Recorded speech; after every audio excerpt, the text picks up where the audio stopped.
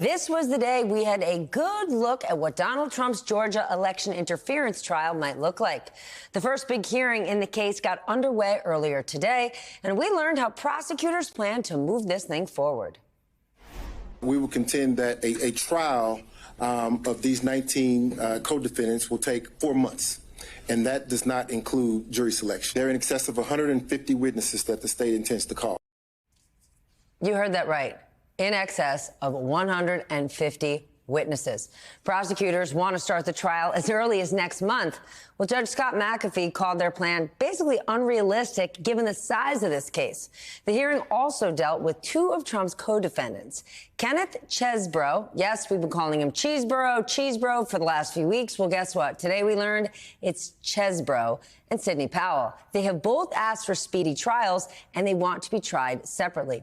In court, their separate attorneys tried to convince the judge to sever their cases.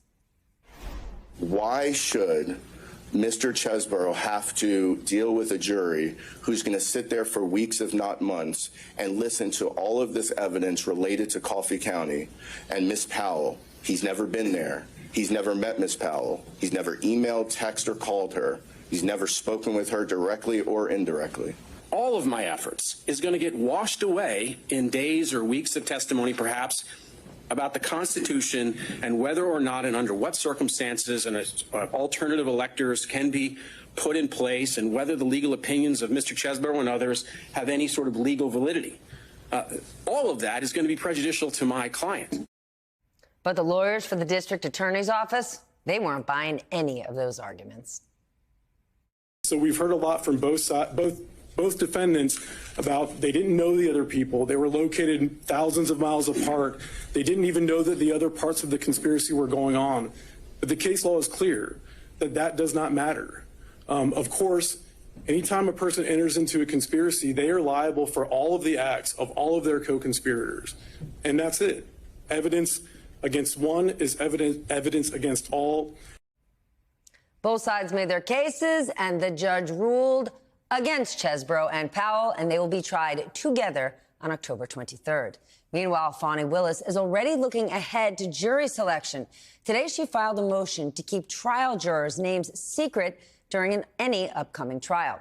And tonight, there's important news in the classified documents case. You remember the one down in Mar-a-Lago. NBC has confirmed that one of Donald Trump's lawyers warned him back in May of last year that the FBI could search Mar-a-Lago if he didn't comply with a subpoena for the classified material. Earlier today, in a radio interview, Donald Trump himself insisted he did absolutely nothing wrong. I'm allowed to do whatever I want. I come under the Presidential Records Act. We're going to be asking for dismissals of these politically motivated cases. Nope, not true. For facts' sake, again, the Presidential Records Act does not allow him to do whatever he wants. It says when a president leaves office, the National Archives gets custody and control of all presidential records from an administration.